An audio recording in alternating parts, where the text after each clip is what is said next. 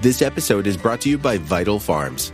Isn't it bullshit to have to question where your food comes from? At Vital Farms, you can trace your pasture-raised eggs all the way back to the source, the pasture. On the side of each pasture-raised carton of eggs, you'll find the name of the farm where your eggs were laid.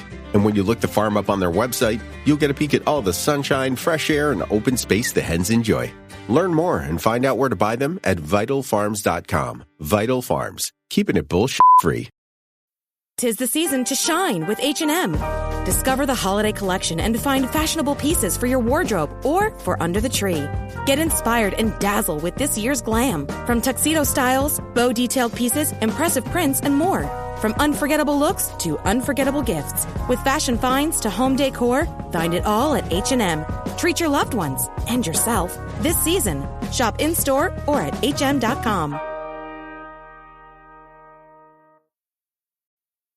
NYX Professional Makeup is America's #1 lip gloss brand, and Their Butter Lip Gloss is America's #1 lip gloss. Why? Because it's non-sticky and gives your pout a shiny finish. You can put it on bare lips or layer it over other lip products. Plus, it comes in over 30 inclusive shades. It works for everyone. Find out why it's #1 for just $6. Visit NYXCosmetics.com to shop, based on full year sales data from Nielsen. This time of year, my confidence is sky high. Oh, you think I'm afraid of a little snow?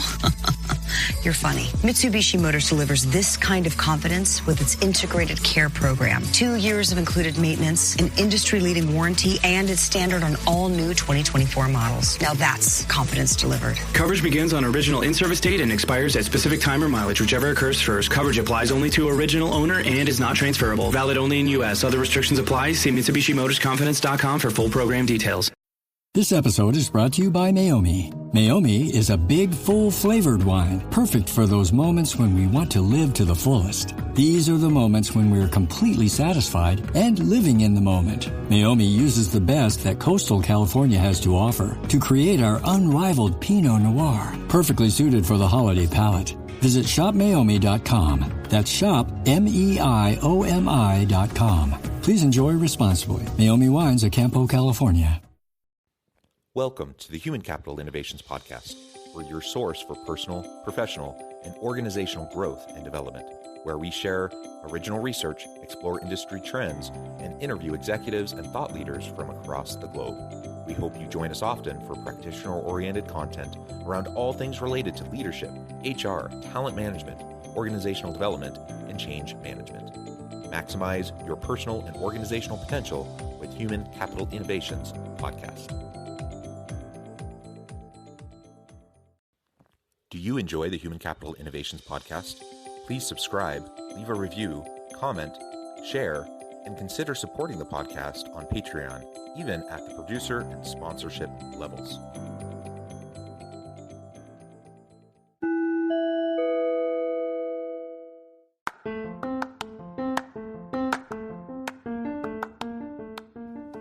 Welcome to the Human Capital Innovations Podcast.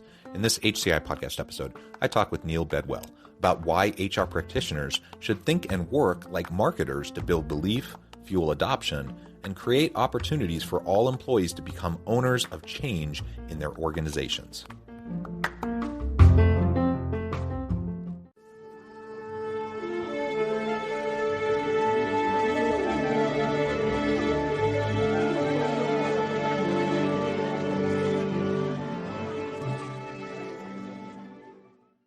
Neil Bedwell, welcome to the Human Capital Innovations Podcast.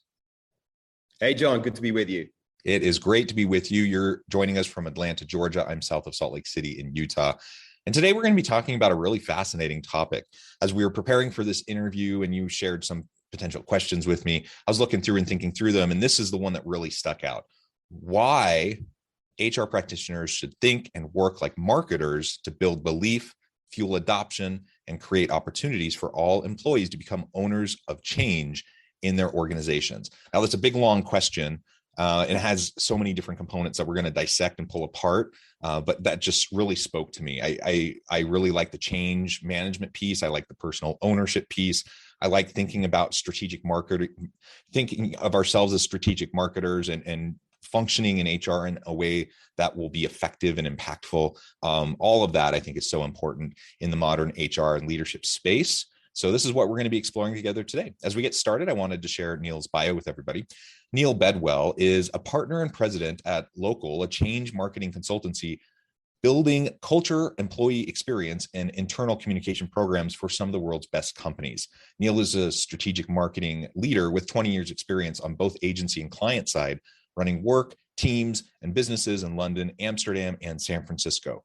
Now a reformed marketer, Neil and the Local team bring consumer-grade agency craft to internal audiences to deliver meaningful organizational change at a wide variety of Fortune 500 companies, including Capital One, Coca-Cola, Republic Services, UPS, P&G, Kaiser Permanente, and others. Before co-founding Local, Neil led digital strategy and content for Coca-Cola's Global Content Excellence Group. His work included leadership of the digital program for the 2014 FIFA World Cup in Brazil, developing new ways to create and publish content in real time across multiple social channels, and managing global digital agency relationships. Fascinating. We could go on and on. I'm going to pause there and give you a chance to share with listeners anything else about yourself, your story, your background, as it might contribute to the context for the conversation. This episode is brought to you by Klaviyo, the platform that powers smarter digital relationships. With Klaviyo, you can activate all your customer data in real time, connect seamlessly with your customers across all channels, guide your marketing strategy with AI-powered insights, recommendations, and automated assistance.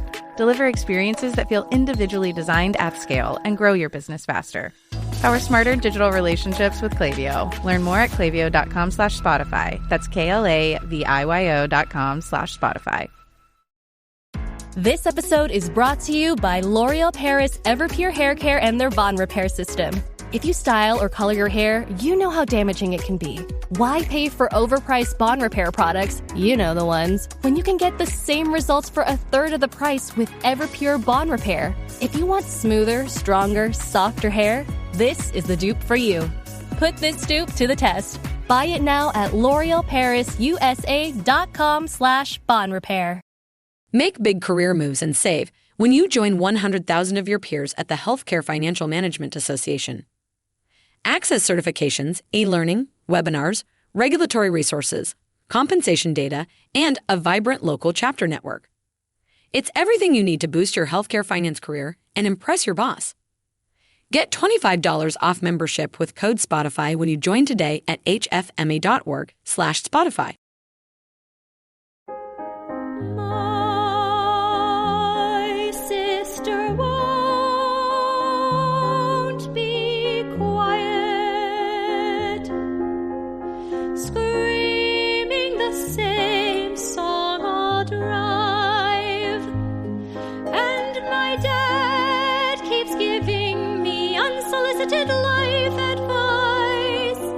Now my mom's taking selfies and tagging my friends, and the dog just threw up all over my shoes. Why does none of this bother me? Could it be this spacious comfy car?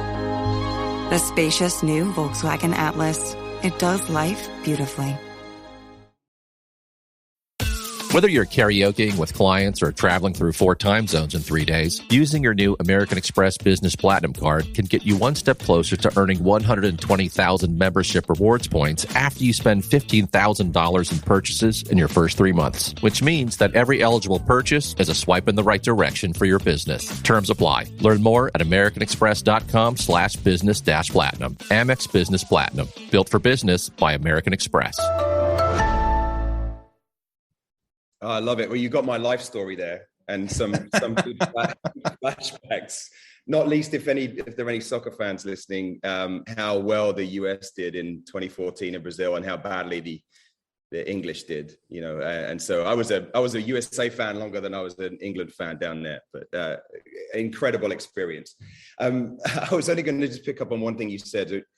A buddy of mine, when I was explaining, you know, what I do now versus what I've done my whole career, is like, oh, so you're like a reformed marketer. It's like you've come through the program and you've popped out the other side, and you're, I guess I still am a marketing guy. we have a slightly different lens on how you think and apply marketing. So this is a humans at work focused podcast that you're running, John. And I'm a marketing guy showing up like a ringer. But I'd love to talk about how, marketing is not a vertical discipline, but a horizontal set of skills. I want to call it a mindset, honestly, that everybody should take on. So if I could leave one thing after all this time spent in all those places that you just mentioned, it would be to try and reframe how people think about marketing. So it's interesting because I take the exact same kind of approach to HR. I think of HR as a mindset and a toolkit that any organizational leader from lowest supervisory level all the way up through senior executive and CEO need to understand. They need to have a people-centric orientation. They need to focus on how to be most effective to help teams, dynamically have psychologically safe places to work and innovate and create and add value to the market. So I think of HR in a very similar way that you're talking about marketing. And what the nice thing about that is when we start to talk about mindsets and skill sets, that then they're not siloed and they're transferable, and they can really get enmeshed across the different kind of traditional functional areas that we often talk about in business, so that we can leverage, our capabilities for more impact. And that's, as I think of myself as an HR person or as a leader, I think, one of my weaknesses, frankly, is marketing, PR, sales. Like those are all things I wish I did better. And I fully recognize that for me to be the most impactful leader I can be, I need to be better in those areas, and I need to develop myself in those areas. So as much as I feel like I'm very competent and capable in the HR people-centered space, let's bring in the marketing mindset. And that's only going to help me be more effective. It's going to help me speak the language that other people are going to hear. That's going to help me to accomplish what I want to accomplish for the organization, for my team, for me in my career and my own development. Right. Well, if you'll take a compliment first off, as a listener to HCI, you are doing pretty good. There's Thank you. Some marketing chops to this. So don't beat yourself up too much. But so I've been known to get on my soapbox and pitch kind of an idea around this, that in the future, the next companies that lead and change industries need to think about not the marketing team and the HR team, but a team that I call humanity. Because think about this, right? You already said this. There is a group inside every organization that looks after a group of human beings that we call customers. This is the marketing team. And we spend I've been doing this for 20 years. We spend every minute of our time thinking about that group of people and how we might find a meaningful place in their busy lives, no matter whether we're selling soda or cars or, airline tickets. And then there's another group of people inside the same organization who are looking after another body. They just happen to be called employees, but they're still human beings. They still have the same motivations. They're still the same emotional or logical, creative, fantastic individuals. Yet we treat them entirely differently. We seek to manage them as resources. Don't get me started on the term HR. But we don't apply the same level of care that we do to the people on the outside. But they're the same people. Your employees are your customers, and your customers are your employees. They respond to almost all of the same thing. So the idea of this one group that thinks about the people on the outside and the people on the inside together actually makes kind of good sense. I mean, think of it this way. Somebody told me, and I wish I had the stat for this. Maybe I can find it for you guys to give the backup. But as a long-time advertising guy, you have to come to the realization that what I do as an advertising guy in my past life is no longer the greatest driver of brand value. Customer service is the greatest driver of brand value right now. And to give you a sense of what brand value is, if you're not familiar with it, It's the intangible value created by my association, relationship, connection to, your brand, your name, your the position you hold in the world. When I worked at Coca-Cola, the market cap of Coca-Cola, 44% of its entire value was brand. So 44% of its potential to generate income comes from this intangible thing that lives out there, sort of in the hearts and minds of the audience. That's where brand lives. Brand doesn't exist tangibly. It lives in my heart. So if you take the greatest driver of brand value being customer service, who delivers customer service? The employees. So good employee experience, which is often created by HR teams, drives customer service, customer experience. EX drives CX. And actually, it's kind of an infinity loop. It's like an engine. The more you put into EX, the more you get out of CX, which generates more revenue, more growth, which allows you to develop better employee experiences and have more employees. And then round and round it goes. Why isn't that one team? Why isn't that one group of people working on that human engine rather than two groups that really sit at two different ends of the building? That human engine. I love that. And when I talk about people-centric organizations, some people use that terminology to talk about an HR mentality and framework around the employee experience. I actually mean exactly what you're saying. When I talk about a people-centric organization, I'm talking about internal and external, all stakeholders in the organization. You have a human approach. You have a people-centered approach. And that's exactly what you just described. Let's do that more, because like you said, the research is very, very clear on this. I've done a good amount of research in this space myself as an academic. Better employee experience, more engaged, more satisfied employees, that leads to much higher levels of customer loyalty and retention and customer satisfaction, right? And so as you do that, it's increasing the bottom line. It's just one of those metrics that if you focus on employee experience, it's going to increase the bottom line. It's not just warm, fuzzy, fluffy HR stuff. It's actually going to make a measurable difference. And that's just one metric, how it's impacting the customer experience. But you also then talk about employer brand. So you talked about branding on the consumer side, but talk about it in terms of the employee side. An employer brand is really important, especially in this day and age where companies are struggling to find good talent. There's certain industries already, in particular in technology areas, STEM fields, and those sorts of things, that they've been struggling for a long time to get good people. And now you put on top of that the Great Resignation and so many people leaving and looking for other opportunities. You better have a good value proposition to bring new good employees, qualified employees into your organization if you hope to have a good team. And then when they get there, they better have a really good experience. Otherwise, they're going to leave and they're going to go somewhere else. So what better way to, increase customer loyalty, retention, and satisfaction, which will drive sales and revenue, lower turnover related costs. It's a win-win, right? And yet we still tend to have these separate silos. They don't really talk to each other that much, even though the goal is ultimately the same thing.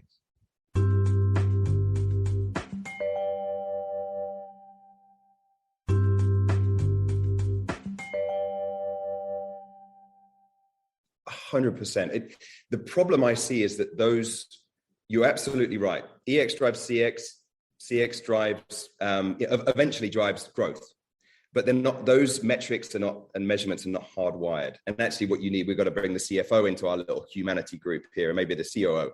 Yeah, it's going to be busy, but that wiring has not yet been made, but I believe it will be. I believe that the big disruptive businesses, in the next decade or even less, are going to wire that through and recognize that, the main reason people are leaving companies is not pay. It's because they don't feel valued. It's because they don't feel respected. They don't feel like they're making an impact. You can wire that so that you are connected to the results of your labors. And we want to feel that when we spend half our waking lives doing this thing called work, most of us. And when you put something in, that you want to see what comes out the other end, and to know that when you put more in, more comes out. And it doesn't have to be money, but it can be impact. And then, the joy and the fun and the experience that I have at work, which means that I'm maybe want to put more in. I mean, I'm pulling stats from different places during the conversation. You probably heard this one, but Gallup every year, and even with the last 2 years, and we don't need to go down that pathway. Everybody knows what that was like. The numbers have been pretty consistent. So around 2/3 of working adults are disengaged, unhappy at work. Actively disengaged. And, I always talk about it's very sad to see someone unhappy, particularly with something they spend so much time doing. But the cost of that misery, what you're talking about, the untapped potential, the unmet growth, because you didn't invest in those human beings. HR is a cost. It should be seen as an investment. Humans. The same way that marketing can be treated as a cost as opposed to and I'll add to that. So sometimes people bristle to this terminology, and I don't mean to. You'll hear what I mean in just a second as I say it. I don't mean to diminish people. Humans are individual, people that deserve honor, respect. They need to be treated well. But if we stop for a second and just simple bottom line approach to all of this. And if we're trying to think of HR not as a cost center, but as an investment opportunity into the people asset. So if I think of my people as capital or as an asset, now I don't want to dehumanize, and I understand that, but just let's talk about it for the bottom line component to this for a moment. People as an asset or people as capital within an organization. Think about all the other forms of capital or assets that companies utilize to add value to the market. We have financial capital, we have plant equipment, property, we have intellectual property, we have, all these different forms, right? We have financial capital, of course, and we have the human capital. We have the human asset. Now think about a piece of equipment, heavy machinery, say you're in a factory. If you are paying millions of dollars for this piece of equipment, I guarantee that you're going to be investing in maintenance and upkeep of that equipment, right? To operate it, to keep it up to date, to add new elements to it over time, to do upgrades, maintenance, all of that. You're going to invest a lot to make sure that still functions. And you can say the same thing about any other form of asset or capital. So let's think about that now in terms of the human capital or the human asset. If we're willing to put so much investment into the sustainability and maintenance of a piece of equipment, why in the world would we not be willing to invest a fraction of that cost for maintenance into the people of the organization that are ultimately the ones that are adding value, the ones that are creating and innovating and interfacing with the customers? It's insanity in my mind that companies aren't more willing to invest and to take an investment approach and mentality towards the HR function. Yet, in many organizations, especially in times of recession or whatever, that's the first thing that they cut is they scale back. And instead of leaning into the investment and development of their people, which are going to help them ride out the storm, they end up shortchanging them. And like you said, people, most people aren't leaving because of money per se. They're leaving for a variety of other reasons that we can build into the employee experience and help people have more meaningful and engaging types of jobs with meaning and purpose. But when you're actively uninvesting or disinvesting in your people and undermining their sense of perceived value in the organization, regardless of whatever the pay actually is, that is going to be a big driver for people to leave. People want to be seen, they want to be heard, they want to feel valued. And if they know that the organization doesn't see them as worthy of maintenance, investment, upskilling, reskilling, etc., then of course people are going to be looking for other opportunities, because this is just going to be one step in their long career journey. Totally. I mean, let's follow that thing through with, think about the piece of machinery and then the piece of humanity, right? This individual, a person at work is the only asset, to follow that through, that is where the expectation is that it services itself, right? That it looks after itself, that it updates itself, that it arrives each day as fresh as it did the day before, with no real maintenance, right? So now we're incredible creatures. We can do that, but there's a limit.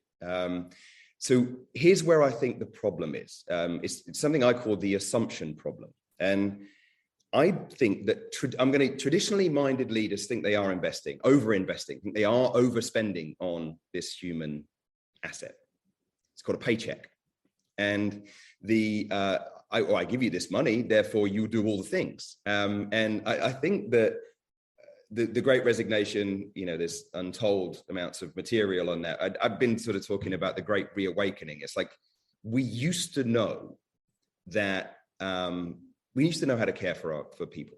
I don't know. You mentioned sort of people-centric organizations. The word company comes from the Latin and through French. And I'm sort of paraphrasing this to make it easy. It basically means the communion around bread. We came together, we made bread together, we all shared in it. We don't come together to make things to share in it anymore. We come together to get a paycheck, to make things for others' gain. Like, we've been disconnected from what a company is. A company doesn't employ people, a company is people. And so if you take that mindset, maybe you'll come at this a slightly different way. Maybe you'll start to recognize that those assets that basically make up what your company is, and they are by far and away the most valuable things, need looking after, that they can't just kind of, you just got to set them loose and expect them to refresh every day and come in, updated and ready to go. But the assumption problem is that because I pay you, therefore you will, ... You will care. You will bring your whole self. You will be effective and efficient and productive. You will bring passion. You will bring energy.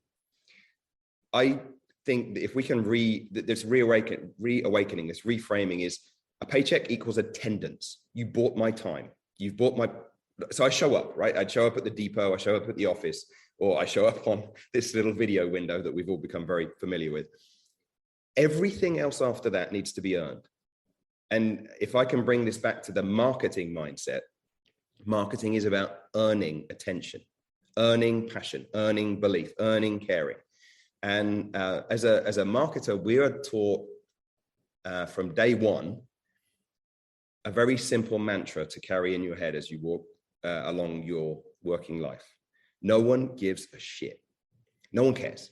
You're launching this thing that you put your heart and soul into, for years.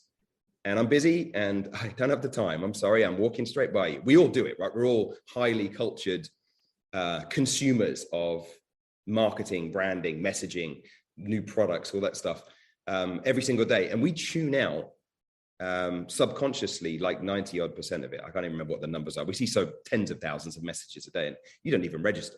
Someone put their heart and soul into making that. So if you start on the basis that no one cares, you will build a pathway from ambivalence, from apathy, to some kind of interest, to some kind of belief. What if we started with our employees the same way? No one cares. I mean, we already said that 60% are actively disengaged. The data says they don't care. So when you're asking them to do something, start with that apathy and then build to empathy over time. I think where the traditional leadership mistake in this assumption problem is we start with empathy and then what we want is deep advocacy from there, deep participation. Yeah.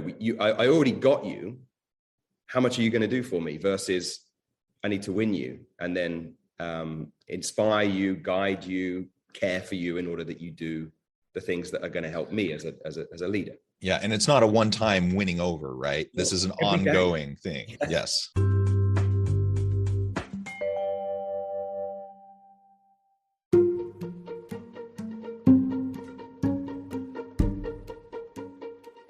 Welcome to the Human Capital Innovations Academy. Courses, micro-credentials, and certificates to upskill and reskill for the future of work.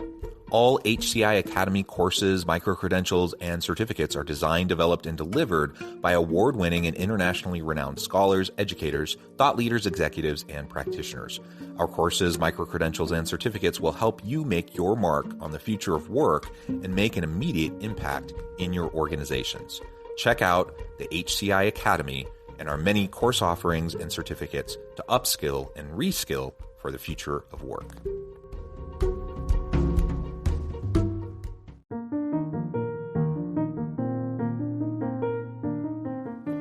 Check out our new weekly LinkedIn newsletter, Alchemizing Human Capital, exploring industry trends via original research and interviews with executives and thought leaders from across the globe. We look forward to having you join us.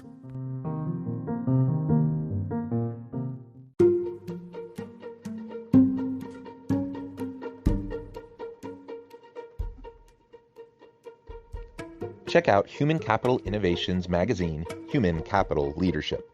Human Capital Leadership is a free, interactive e-magazine with the mission to help individuals, leaders, and organizations find innovative approaches to maximize their human capital potential.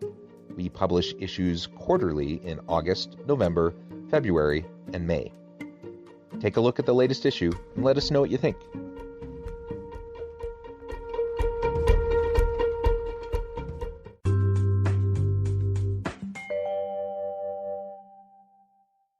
I've been married a long time, 20 years we've been together. And I categorically know that a strong relationship is not based on one expensive Valentine's meal each, right?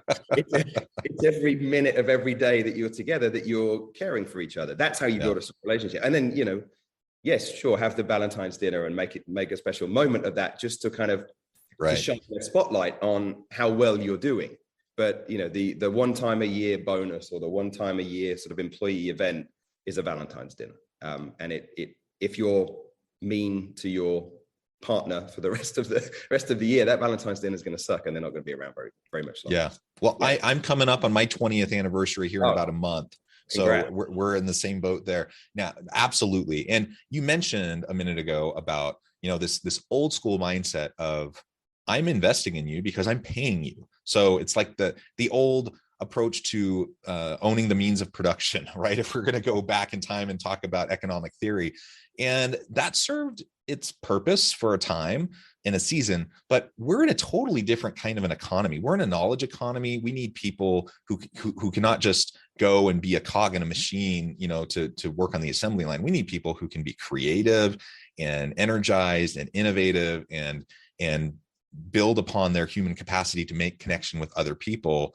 We cannot just say, well, I'm investing in you a tremendous amount because I'm paying you. I've heard that just recently from a senior executive at an organization, and they said payroll is the single biggest item on our budget. Clearly, we value you, and clearly we invest in you.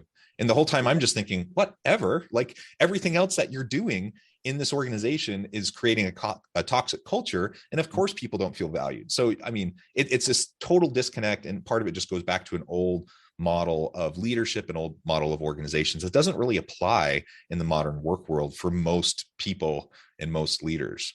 Last thing that I wanted to comment on real quick is, what can I do? So I'm trying to take ownership over my own career. Hopefully, my organization is progressive this way, and we have HR and marketing mindsets, and we have branding mindsets around employee experience and customer experience and the integration of all of that.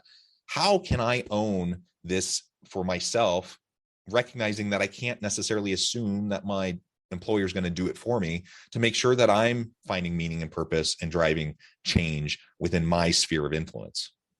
That's a giant question, John. So I'm going to give you the marketer's view on it. And basically, how do you approach every day like a good marketer does, which is, I have to win these people around me to get them to come with me. Because best will in the world, no matter what role you have, you can't make change happen on your own. You need people to come along. So there's really like maybe three ways to think about this, 3 steps in this process that we would, that's sort of drawn from good marketing theory. So the first one, like any strong relationship, what's the key of any strong relationship is listening, not talking. I had an incredible boss who's still a friend and a mentor who used to say, you have 2 ears and 1 mouth. You should use them in that ratio. And I believe in that. So the first thing that you are doing is spending time with other people to understand their points of view. Every single person in your organization is a individual, and they have they probably have the answers to every question that any company would ask exists within the workforce if you actually just spent the time to go and ask. So actually getting out there and listening and understanding, taking a time to, it sounds like a cliche, but to walk in somebody else's shoes to understand what it's like. Oftentimes the people you're trying to bring along on the journey of change don't know what you do and you don't know what they do. You don't really know how they spend their time. You meet only in a shared environment like a workshop or an interview or company meeting. For the rest of the time, you're doing things incredibly different. So that would be step one. We would sort of talk about that as insight. It's like a way of getting people to getting you to understand how somebody else sort of lives. And I would, if asked, what's the one thing a leader can do? I always say, listen. I always say, just take your time to go and listen to everyone. Have 100 conversations. I know it takes time, but you're going to be so much smarter and more rounded in the decision making if you can have those points of view in your head as you do that. The second piece what you're trying to do first is to win over somebody emotionally. We are emotional creatures. We don't respond well to information or instruction. You may have experienced this in your life. I don't know if you're a parent. I am, and kids don't respond well to information either. They need to be inspired. And so when you have to win someone emotionally before you then can sort of, if you like, instruct them rationally. So we use storytelling. One of the biggest sort of wins we've had in the work that we do is surfacing stories of other people inside organizations to inspire other employees. People follow people, not policy, is a good sort of takeaway there. So building stories that inspire and winning emotions first. And then when you get into sort of more of the practical side of it, I think what we're trying to do here is not just train someone, because in how to do a new thing, but to embed that new thing into their daily working life. I often think about training like a vacation. Right, so you can go have this incredible training experience, but when you come back home, your house is still the same and the washing still needs to get done. And you're just like, well, that was great. Anyway, back to normal. When we're working with leaders and they do a town hall or there's some kind of like employee experience, it's like, but that is just one moment. You have to then embed this into the daily working lives of everybody that you're working with, everybody that works for you. You said something interesting about how a lot of HR practices are, antiquated based on a different way of working. I think what's happening today is, yes, we still have a lot of roles out there that require repetition, but we're asking people to do more than just repeat. So we take a delivery driver for one of the big carriers. We're asking them also to build relationships with their customers in the moments that they have as they drop. That's a new thing. We're asking people to be creative. We're asking people to improve your area of work. It's not just turn up, press buttons, or move something from A to B. We're asking you to make the company better. And so I think you have to embed those behaviors into their day and help them understand, if you do that, what they get back. If you invest that time, if you make that step, this is what comes back to you, mostly in impact. Not asking everyone to suddenly become a profit share recipient of organizational growth, but in terms of the way in which you have your job, your day has meaning, to come back to that disengagement point from before. So listen, tell stories, and then build change into daily life, into daily routines. And you want more on that, read Atomic Habits by James Clear, or The Power of Habit by Charles Duhigg, and some incredible examples in there of really how change really sticks, as opposed to how training gives you a moment of something different. Yeah. Well, Neil, this has been a fascinating conversation. We're going to have to leave it there for now, but we could go on and on and on. I imagine we could talk about this all day long. Before we close for today, though, I just wanted to give you a chance to share with listeners how they can get connected with you, find out more about your work, and then give us a final word on the topic for today. Love to. So the company is local. We're based down here in Atlanta, but we work with some of the biggest and best companies around the world. We're in across the country in all different kind of industries. So we're very much interested in cultural challenges and change problems that feel complex. I myself and my team like cultural complexity and enjoy trying to find pathways through that. If I have a pitch, if you like, to the greater, folks working in that HR discipline, it is the story we talked about right at the start, that these are human beings, and human beings need a rounded way of engaging, which I think the marriage of that, some of the progressive HR thinking and some of the progressive marketing thinking together creates something really interesting. And those marketing skills, I think, actually will make anybody who looks after people inside companies, I don't say make their job easier, but maybe it will. We, as an organization, we work on very large long-term programs, but we are also rolling out our first training program for non-marketers to bring marketing into their world. We call what we do change marketing. It is, as it sounds, the marriage of progressive change management and everything we know about decades of, world-class consumer marketing rolled into one in an interesting, engaging, and kind of practical course. So you can find out about that. It's coming in just after the summer on localindustries.com. Wonderful. Neil, it has been a real pleasure. I encourage listeners to reach out, get connected, find out more about what Neil and his team can do for you. And as always, I hope everyone can stay healthy and safe, that you can find meaning and purpose at work each and every day. And I hope you all have a great week.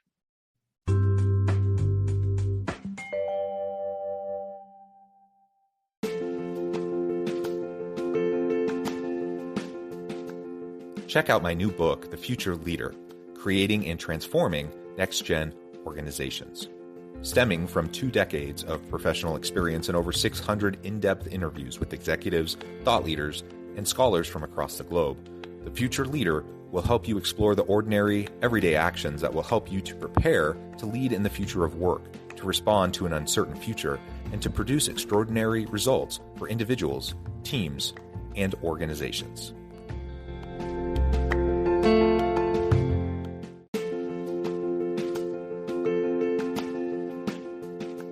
Bluer Than Indigo Leadership, the journey of becoming a truly remarkable leader. Early in my adult life, I learned about an Asian proverb that translates as bluer than indigo. If you think about the color indigo, it is a brilliant, deep, and vibrant blue, what some would call the bluest of blues. To have something that is bluer than indigo is rare and truly remarkable. Contrary to popular myth, there is no one-size-fits-all or cookie-cutter approach to effective leadership. There is no silver bullet, no secret sauce, no go-to model that will solve all of your problems. The truth is, great leaders have all had their unique strengths and flaws, and have all had to discover and then pave their own distinctive path in their life's journey to fulfill their leadership potential. Bluer Than Indigo Leadership will help you discover your own path and explore those ordinary, everyday actions that will help you respond to an uncertain future and produce extraordinary results for individuals, teams, and organizations.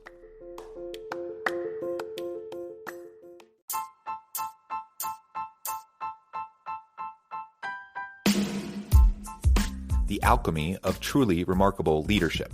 Ordinary, everyday actions that produce extraordinary results. Consider how the nature of work has shifted over the past 50 years.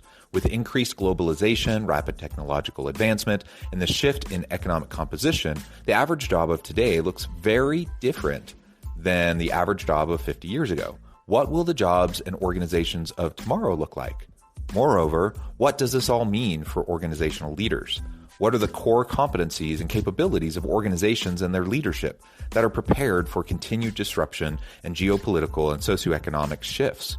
Regardless of what the future holds, increasingly, leaders need to be socially minded, data-driven, decisive, champions of talent, and disruptors of the traditional notions of leadership, teams, organizations, and work. The Alchemy of Truly Remarkable Leadership will help you to explore your own leadership competencies and capabilities and consider ways to apply and implement them into your workplace and personal life.